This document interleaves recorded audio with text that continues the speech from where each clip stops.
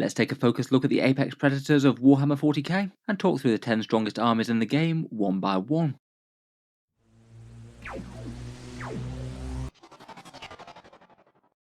Hello and welcome back to Auspex Tactics, where today we're doing a top 10 of the strongest armies in Warhammer 40k, which are some of the hottest armies in the game at the moment with the current rule set, and what things are they typically using to cause terror on the battlefields. Currently in 40k, Nephilim has brought some relative stability, and with relatively few changes and codex releases, there's actually been a bit more point looking into tournament stats and things, with win rates and army builds having a bit of time to settle. Things also do seem to be pretty well balanced for 40k as it goes, compared with just about any time overall of 8th and 9th edition. Now is a lot more balanced within the top armies of 40k, a lot more armies having a chance at the top spots than you'd usually be able to have. It does perhaps make compiling a top 10 a little bit trickier, seeing as a lot of armies tend to be on the same win percentage, but I feel like it's still quite a good vehicle for talking through some of the top armies and what makes them strong.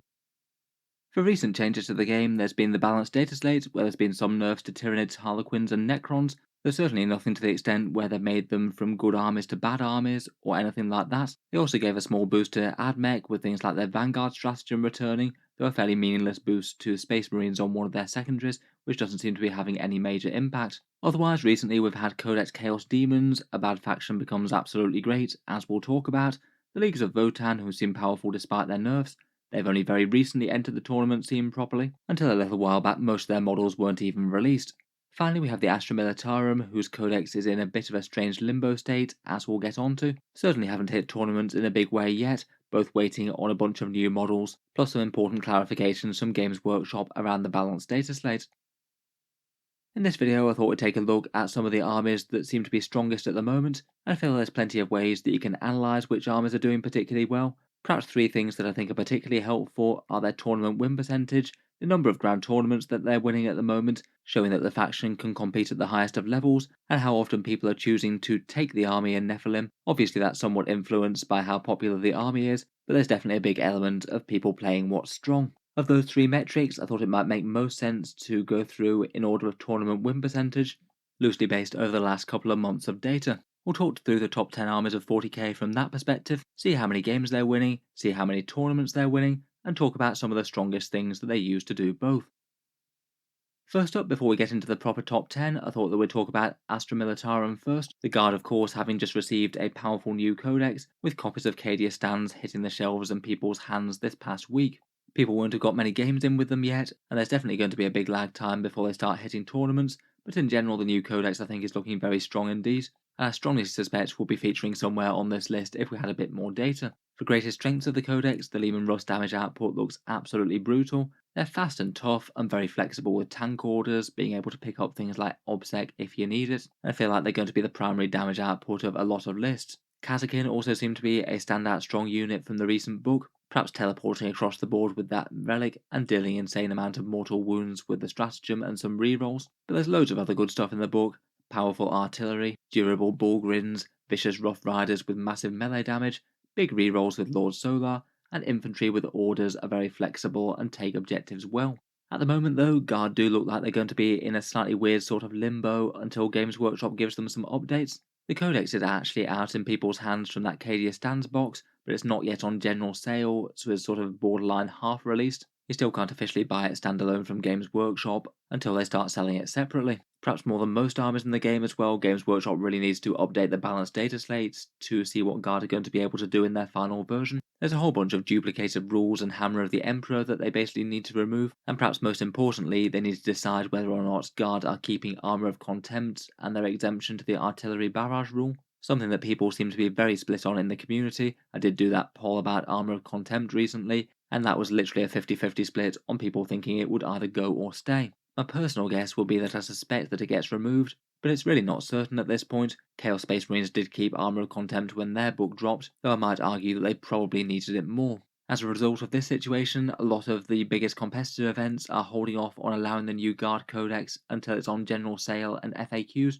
though I'm sure plenty of events will allow it in, and it will be interesting to see how they get on. I guess kind of similar to the Leagues of Votann, they're also awaiting some models which will hold them back for a bit. They won't have access to things like Rough Riders or their new Rogue or Dawn tank for a while, unless you play with proxies.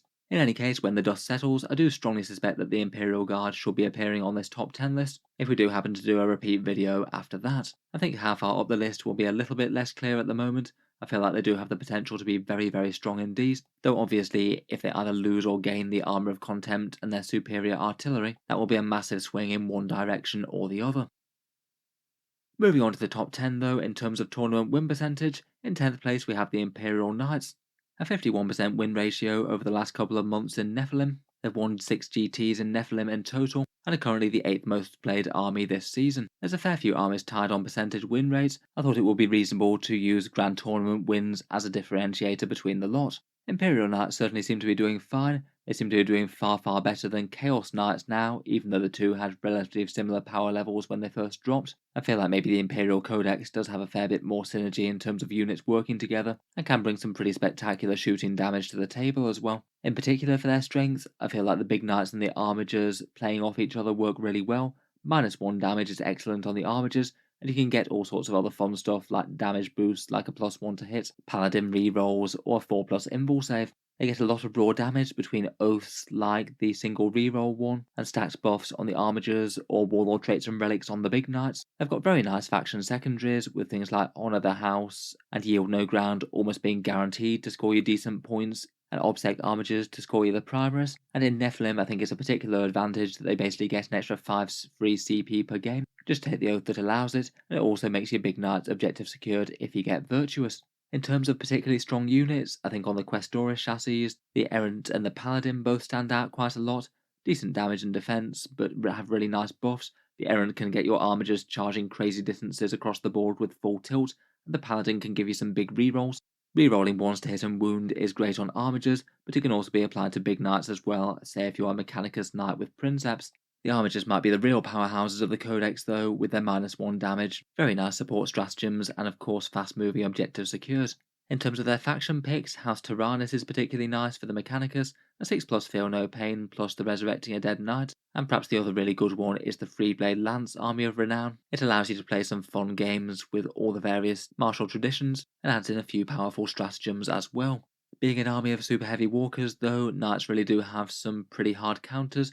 Alpha strikes with big anti-tank really aren't going to go down well, particularly if there aren't any really big tournament L-shaped ruins on the board that can hide Knights without the need for obscuring. In particular, in raw defensiveness, the big Knights actually aren't all that hard to kill in terms of damage per the points. The Armigers are far tougher. They do want to spend big CP pre-game, which can kind of counterbalance a little bit against those free ones. They will generally be using most of their allowance up on relics and warlord traits. I feel perhaps more than most armies, they do have some pretty hard counters. Leagues of Votann can be just ruinous to big Imperial Knights with those judgment tokens. They match up pretty horribly into Astra Militarum as well, with a bunch of auto wounds and a whole load of Lehman Russ tanks that can fire straight through armor. The new Vanquisher cannons that ignore invul saves certainly won't help with that, and they generally struggle with demons a bit too. Perhaps a few different reasons, though their demon saves certainly don't help with the high AP weapons of the Knights.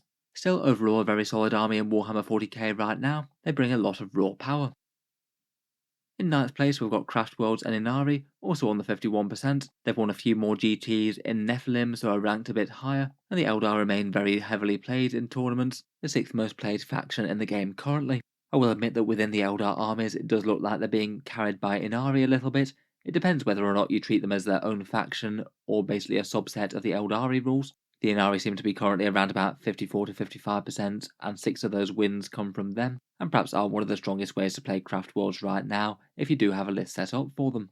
The Eldari Codex was massively powerful when it dropped, though did receive a fair few nerfs. Their biggest strengths are perhaps the massive mobility that they have, and lots of move shoot move mechanics that allow you to jump out, hit things and then hide, whether it's battle focus, warp spiders, or swooping hawks and Baharoth jumping on and off the board. Just about every single list tends to back that up with Farseers and Warlocks with some big psychic powers, things like Guide, Doom, Jinx, and a few other really crucial support ones. There's plenty of decent ways to amp up the volume fire attacks that you can get with Dire Avengers or Howling Banshees, and make them take down heavies pretty nicely. For standout units, a good chunk of the Aspect Warriors remain very usable. Swooping Hawks and Baharoth are really irritating to deal with jumping on and off the board. Striking Scorpions and Howling Banshees do decent combat work. Dire Avengers have brutal anti-infantry, better with Doom, and they make absolutely great use of that Hail of Doom custom craft world for auto-wounding shurikens. Otherwise, besides them, the other two that are played quite commonly are Inari and Ulthwé. Ulthwé tend to lean fairly heavily into their psychers, perhaps not too unexpected for them, and Inari tend to take good contingents out of the Harlequins codex, in particular with big layered buffs hitting troops in the troop slot, getting them things like extra AP and using the very good Inari psychic powers for melee. The Incarn is almost auto-include for Inari as well, teleporting around the board, casting psychic, and chopping people up while ignoring invuls. They certainly do have their issues though. They've got a kind of middling win percentage, despite having taken down a fair few events. I feel like they're maybe one of the armies that isn't quite as easy to play as others. They're pretty much fragile across the board, struggle a lot to hold primary objectives as a result, and you need to be very careful about which units expose themselves to enemy return fire. The points increases that they had, plus that fire and fade nerf, also stung the faction quite a bit. Still though, remaining very solid, fast moving and very hard hitting at range and melee. Next up, in 8th place, we have the Tau Empire, 51% win percentage once more, but perhaps more than most of them, Tau seem to be a faction that have got a mediocre win rate but win a lot of tournaments, perhaps implying that they're particularly good in the hands of an experienced player who knows the faction well, and perhaps just a little bit less easy to achieve good results with them if you're a bit new, perhaps weighing up the balance of when to advance things up the board and try and take objectives, and what you can afford to sacrifice along the way. They do remain very popular in Nephilim as well, 5th most played out of all the 40k armies, again perhaps off the back of getting a bunch of good stuff in their new book. Perhaps out of their strongest options, Tau typically still takes the board with multiple big units of crisis suits, buffed by commanders and ethereals. The commanders can certainly be dangerous damage dealing pieces in their own right as well. Besides that, there's a fair amount of things that seem pretty viable to support them. Sunshark bombers do now seem to be appearing in just about every Tau list as well. Hammerheads and Longstrike are also popular, and some Riptides are appearing as well, and Breacher Devilfish maybe aren't a terrible choice for throwing some Obsec into the midfield, a bit more niche though. All of those can have some pretty decent mobile firepower with Montcar. You can use a few screening Kroot units to move into the midfield and hold up the enemy with them rather than getting stuck into your most expensive stuff. And there's a few nice mechanics that made life just a bit easier in the codex, things like drones tanking hits, marker lights, and prototype systems on commanders or in the battlesuit squads. In terms of competitive choices, it seems most people tend to play either Tau Sept or Farsight Enclaves now. The single rerolls help a bit, and they have plenty of stuff each besides that. Farsight Enclaves get you more commanders at the expense of ethereals, and Tau Sept have a whole ton of special characters that are quite good. As for downsides, certainly Tau won't like melee, and they won't like anything that they can't get a line of sight on. They're not quite as good as just hoovering up everything off the board, no questions asked, with those air-bursting fragmentation launchers and smart missile systems since the barrage nerf. Otherwise though, they're maybe just an army that's a little bit hard to play objectives with, a lot of units that really want to try and keep the enemy at arm's length and sit back and shoot. But in 40k at the moment, you do try and need to take those midfield points from as early as possible in the game, so you perhaps need to balance putting important stuff on objectives that's going to survive, and also not exposing yourself to having it wiped out. I'd say the majority of their units aren't particularly tough for the cost, which doesn't help with that. Still though, clearly an army that has very good success at the highest levels of play. A tooled up Crisis Battlesuit bomb with some buffs is something that can hoover up big chunks of an enemy army at a time.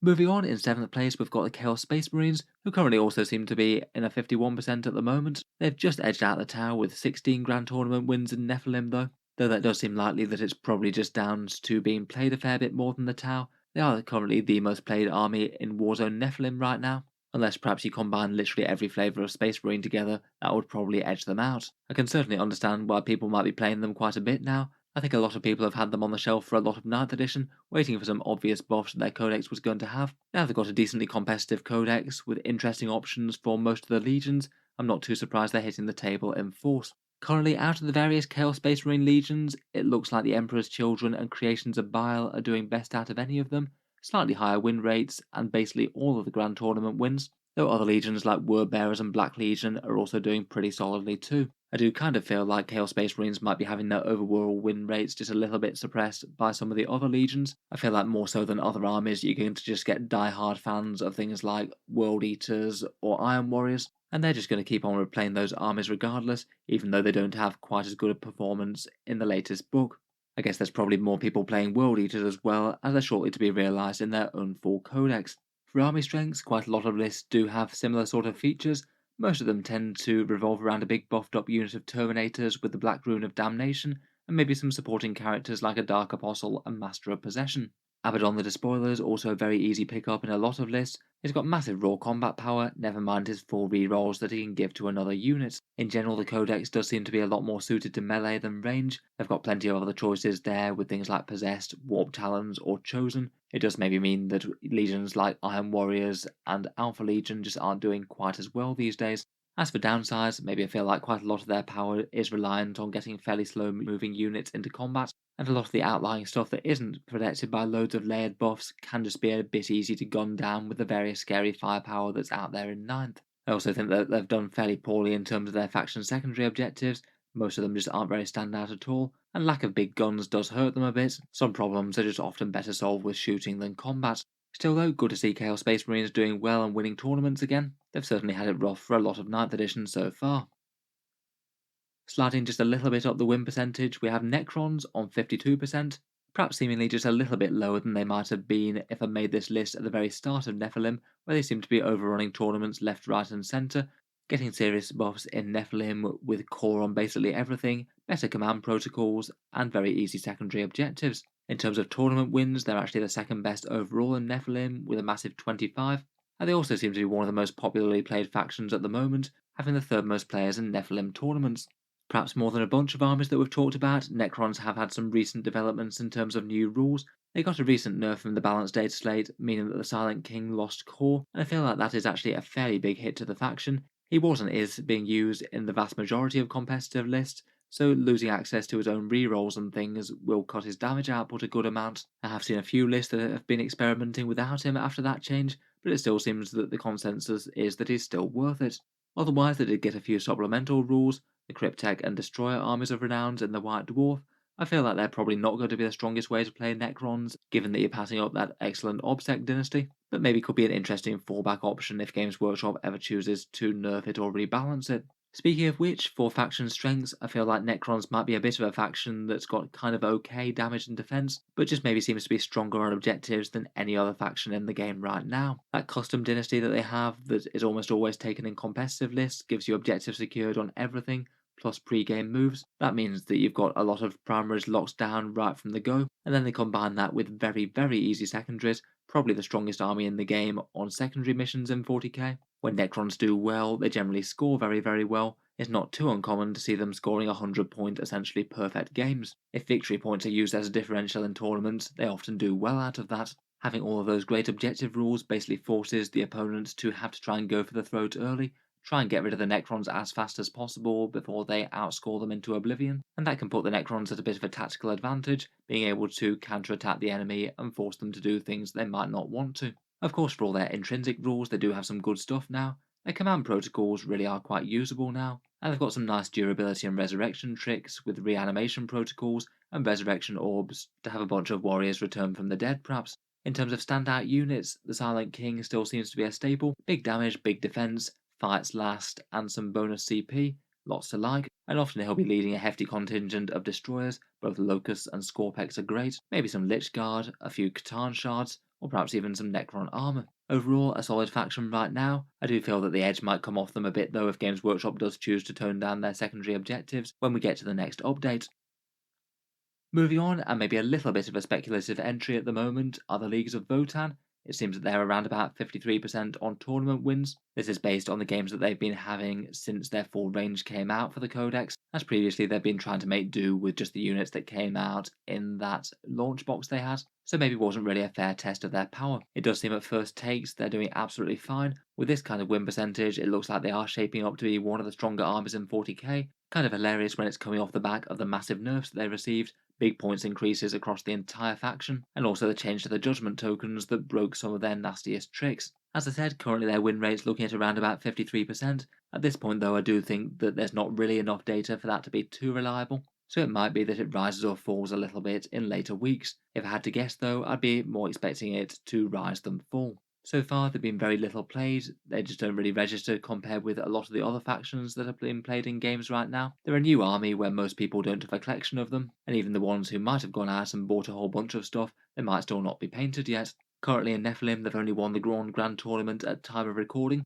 though my guess would be that probably more are going to follow that. As a faction, I do feel they're another one that have some really big strengths and weaknesses, certainly a very different army that you can play. Perhaps their signature move is just massive ridiculous damage output, perhaps one of the best in all of 40k if they can bring their units and judgment tokens to bear. More or less everything in the game is going to dissolve pretty quickly when you get a few judgment tokens on them, and even your basic foot troops are auto-wounding them on force to hit. Their durability, I'd say, is kind of so-so across the faction, though Void Armor certainly helps when it's on everything. And perhaps for another really strong standout feature of the Codex are the stratagems, very easy to use and brutally powerful, often adding yet more damage output on top of the crazy judgment token things. You can also farm command points pretty easily with them if you do take along a Grimnir. Otherwise, for units within the Codex, I think just about everything is usable out of their fairly small range. For perhaps highlights though, I feel like literally all the characters seem very efficient for their points cost, and most lists I feel like are going to max out their HQ slots. Harlequin Pioneers also seem kind of vital for the army as well. Pre-game move objective secured bikers are just a really good combo of rules, plus they can even be decent damage dealers with the tokens. The Chthonian Berserks are quite popular, being a decent countercharge unit, though are a little bit slow and a bit fragile if exposed. And in terms of leagues that you can choose, they are quite a flexible one. Both the Great Etherean League, the Immer Conglomerate, the Irani Certa Regulates, and even the Cronus Hegemony all look like they're pretty viable and just give you different flavours of buffs. Maybe the Immer Conglomerates might be one of the most obvious and easy ones to use though. As for downsides, I feel like they're pretty well known at the moment. They're very slow, perhaps one of the slowest armies in 40k besides the Death Guard. Only the vehicles and the bikes move quickly, everything else is very sluggish. They've also got pretty short range on all of their guns, notably less than most factions, and this combines kind of horribly with their low speed. It means they often might be counter-attacking rather than getting the alpha strike. And I'd say that particularly given the points nerfs, the faction has been a lot more appropriately pointed for the powerful judgment tokens that they get. If you remove that as a mechanic, then they look kind of lackluster. I feel like their cost is far more reflective of their abilities now. Will certainly be interesting to see how they go from here. I'll be trying to get out a full faction review for the Leagues of Votann in the near future, so feel free to subscribe to Auspex Tactics if you'd like to see that. Moving onwards and upwards, in 4th place we come to the Adepta Sororitas, a 54% win rate in Nephilim, and again a very respectable amount of grand tournaments won, 16 so far, and they're the 7th most played faction in the game at the moment. Not too bad for a faction that's maybe a little bit on the niche side. I feel like up to the balanced data slate, they were maybe one of the armies that was just a little bit below armies like Tyranids and Harlequins, so the fact that they've had some small nerfs in the recent data slate is likely good news for them. Sisters of Battle armies tend to be ones that make fairly good use of terrain, jumping out of terrain with scary damage dealing units like Retributors, Repentia, or Zephyrin, and then loading them up with some pretty brutal buffs to go charging off and destroy the enemy units outright. Bloody Rose typically tends to be the competitive way to go. A lot of the Sisters' best damage dealers tend to be combat units, and they basically are the close combat order, making them significantly better, and even got a bunch more stratagems in that supplement that they got earlier in the year. They've got plenty of good HQ choices, though Morven Valis perhaps particularly stand out.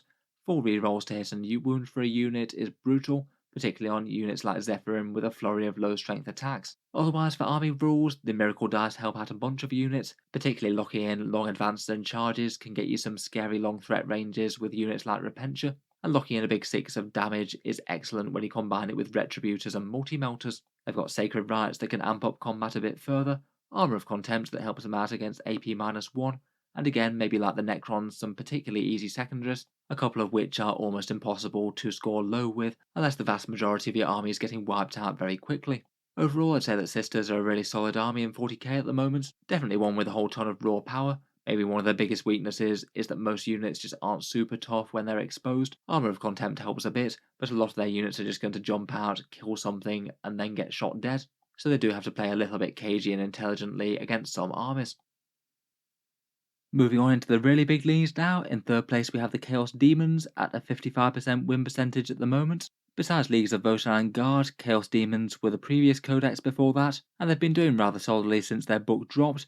13 grand tournament wins in Nephilim so far. That's really not too bad at all considering their book hasn't been out for the whole season. They really do seem to have a lot of raw power at the moment. They're currently the 4th most played army in 40k right now. Perhaps kind of surprising seeing as an army they tend to be a little bit more on the niche side without as many followers as some of the big names. The new codex certainly might have some good and more underwhelming units, but it's doing a lot of work at the moment. Warhammer community basically softly confirmed that Flamers will be getting a nerf in the next points update. Probably quite an appropriate nerf to be honest. They are undercosted, and it does mean that they suppress a lot of other choices in the codex as they're just flatly better than them. I think even if they just gave Flamers something like a 5 points increase or something, that would probably bring Chaos Demons down a peg or two, though they do have a few other tricks. Across the faction, their demon saves counter a lot of things that go through invuls, and anything with high AP is going to be kind of wasted, maybe making them a bit of a counterpoint to a lot of the Armour of Contempt things that are about at the moment, often needing things like melter weapons to get through Terminators. They often get to hit the enemy before they get to hit you, either with fast-moving Flamers alpha striking, or Greater Demons doing the same, or making good use of their demon-style deep strikes where they can turn up disturbingly close to the enemy army and potentially make some very reliable charges. The Warp Storm can give them some nice benefits like -1 to hit in earlier rounds and regenerating some models. They can easily ally with other Chaos forces, particularly loading up on those Flamers. It's not like the book doesn't have some other good units though. The Tzeentch Psykers in particular are very strong, massive witchfires that do a lot of damage plus some good buffs. Bloodthirsters, particularly with the 5+ Feel No Pain Warlord trait, are great. Bloodletters are excellent to charge from reserve, and Bellicor often provides a very scary focal point for an army. Really tough to take down with a -1 to wound at range, plus again cuts through enemy invuls with his sword. They're certainly one of the strongest armies in Warhammer 40k right now. Perhaps a few things tend to counter them okay though. Maybe things with mass mortal wounds tend to do fairly well against them. They have a fairly bad matchup against Tyranids, and Thousand Sons can do decently against them as well. Certainly very strong. I feel like they might be a bit more in line with some of the previous things that we've talked about though, if Games Workshop does hit those flamers a bit. Moving on to the really scary stuff, and in second place on the list we've got the Tyranids, currently on a 57% win rate over the last couple of months, and have won a fairly staggering amount of events in the Nephilim season, 41 Grand Tournament wins, far more than the next best at 25 with the Necrons. Perhaps unsurprising, being at least a relatively popular army, and having been brutally strong in 40k for really quite a long time now. They're the second most played faction after Chaos Space Marines, unless you're lumping all the Space Marines together. Of course, being one of the standout strong armies, Games Workshop did actually address them a little bit in the latest balanced data slate, the one around about 6 weeks ago I believe. That one hit them in two different ways.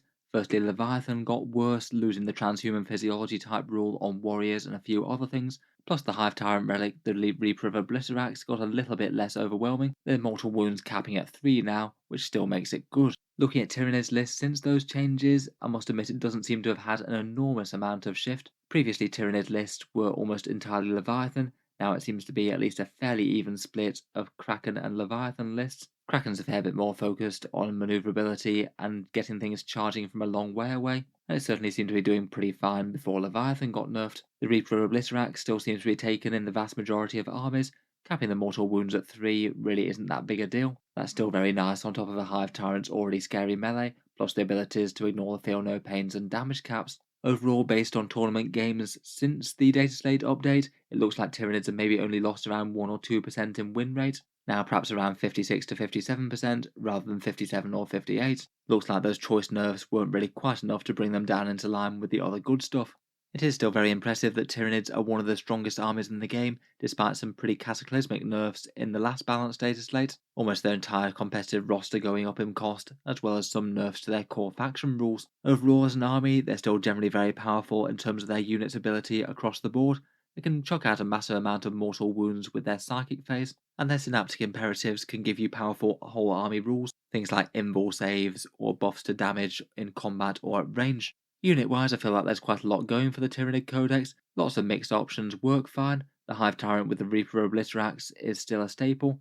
Tyranid Warriors are still good in Kraken. Harpies are very powerful for the cost as their flyer.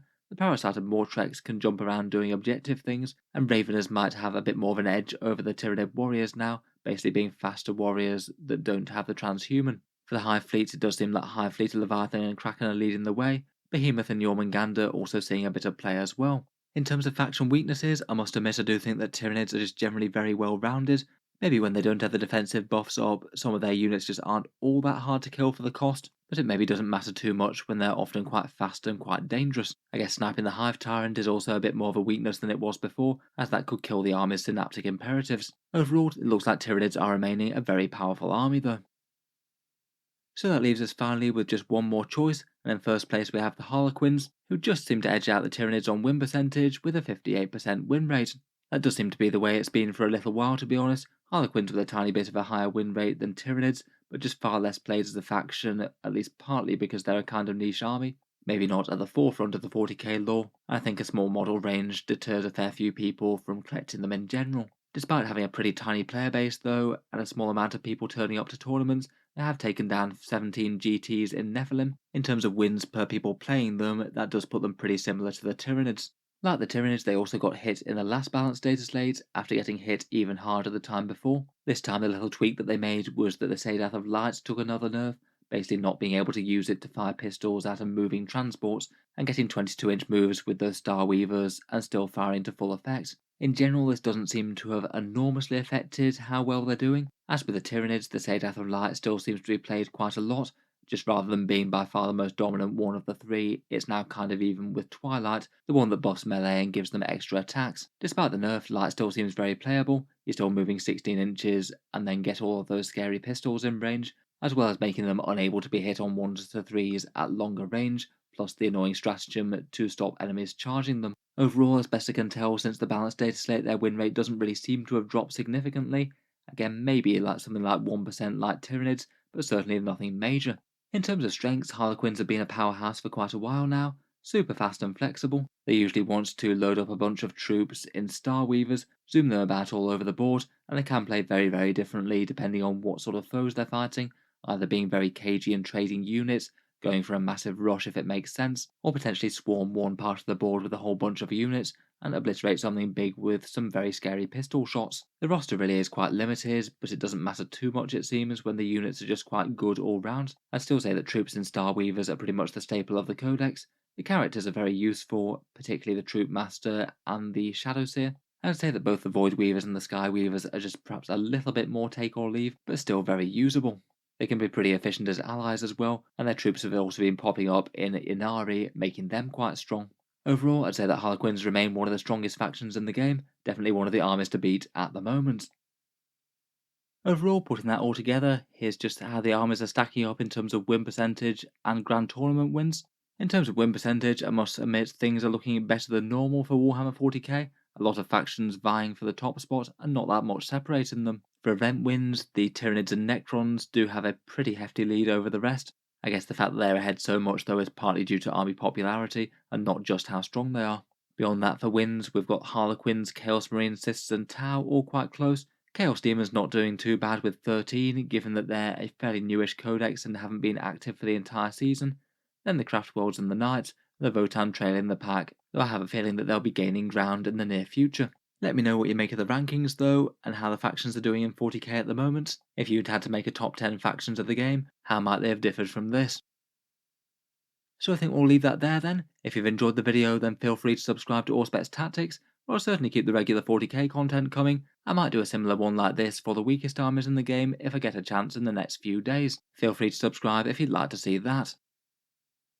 Finally, if you have been enjoying all the videos on the channel, I would just like to mention that Auspex Tactics does have a Patreon page as well, and you can find that one linked down in the video description if you're interested. Channel patrons do get a fair few advantages, seeing certain videos early, regular votes to see what sort of things come next on the channel, and automatic entry into the regular prize giveaways with a chance to win some big model kits each month. If any of that sounds good to you or you'd just like to help support, the link is down in the video description. In any case, a massive thank you for listening, and I'll hope to see you guys next time.